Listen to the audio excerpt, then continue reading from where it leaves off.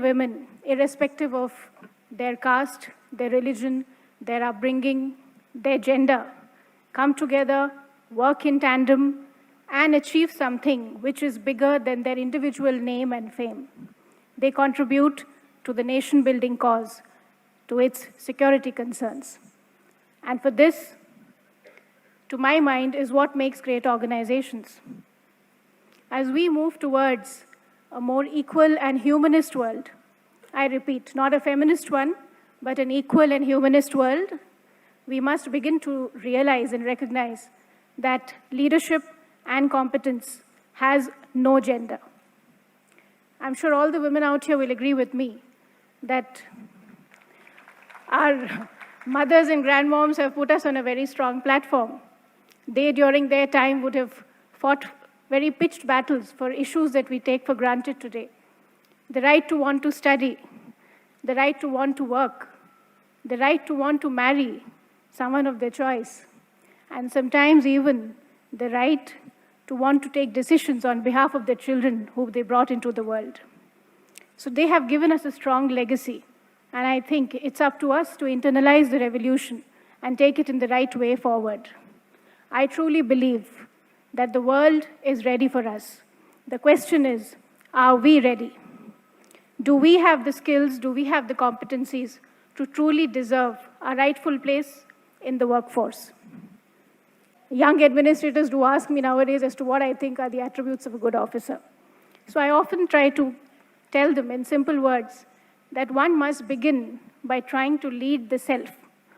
That's a very difficult task. It means having commitment to your goal, to what you want to contribute to your chosen field of work, to have a long-term vision of where you want to see yourself. And that involves consistency of thought.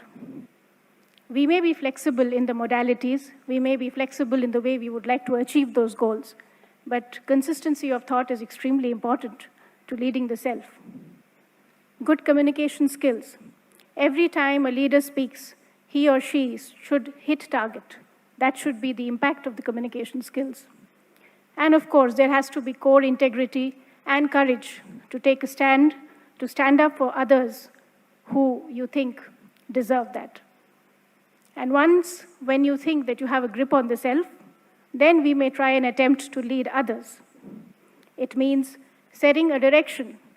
One can never forget that people come from different backgrounds, different prejudices, and getting them to commit to the common conscious is extremely important in order to achieve the objective that the team has set out to achieve. It means aligning your forces.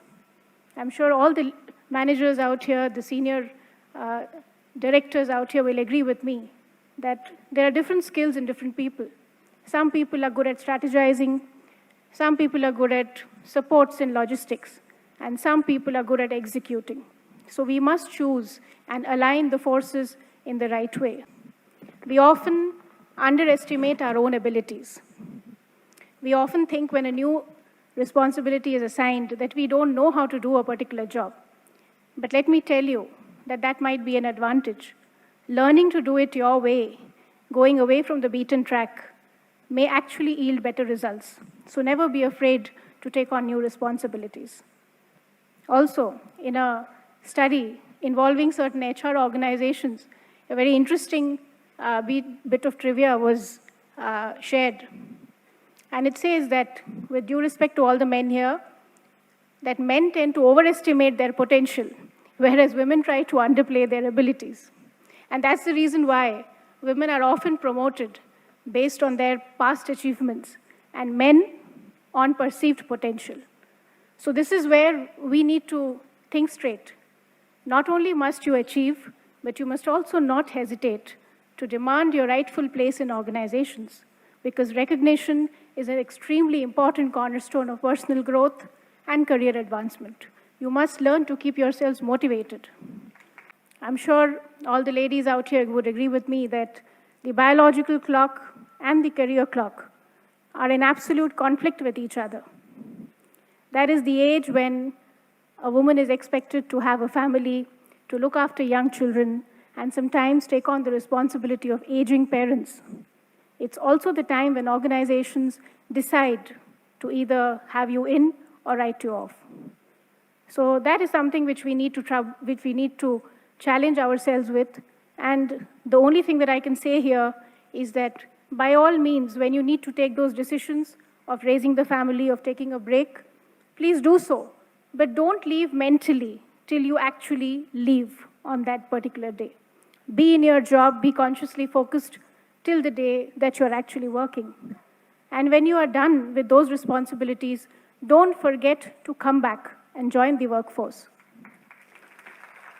We often complain that there are not enough women at the top, not enough leaders, not enough CEOs, not enough policymakers. The fact of the matter is that not enough women stay in the workforce to be able to reach those positions. So you must motivate yourselves to come back and let the job be interesting enough to hold your attention. So therefore, you must look at sectors which actually challenge you, which actually have the potential to get the best out of you. And here I think the role of policymakers, leaders, is extremely important. We must create the ethos and the ecosystem where women feel motivated to come back and contribute and grow. Again, a small snippet I'm sharing, I'm told in the Scandinavian countries, when an HR team looks at the promotion eligibilities of men and women, they often look at whether a man has availed his paternity leave.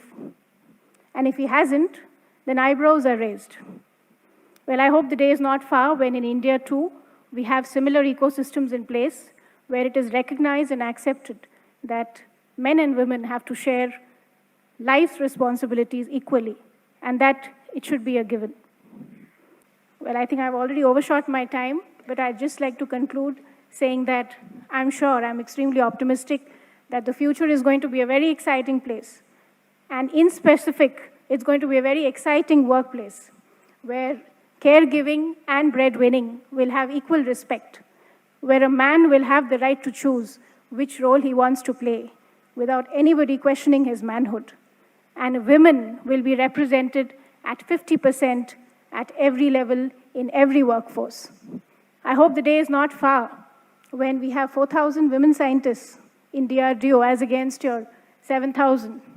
I hope the day is not far when young women would want to fly the Sukhois and the Tejas, just like those bravehearts who got commissioned last year, Avani, Bhavana, Mohana, who proved to the nation that they are officers first and last, and that women have the emotional and physical stamina to lead men at war. I hope the day is not far when we have many more Tessie Thomases, a woman who doesn't believe in just breaking glass ceilings, but she blasts through them right into space. So wish you a great year ahead, and I hope that every day is a celebration of you as a woman, as a mother, as a wife, as a friend, as a professional, and most importantly, as an individual.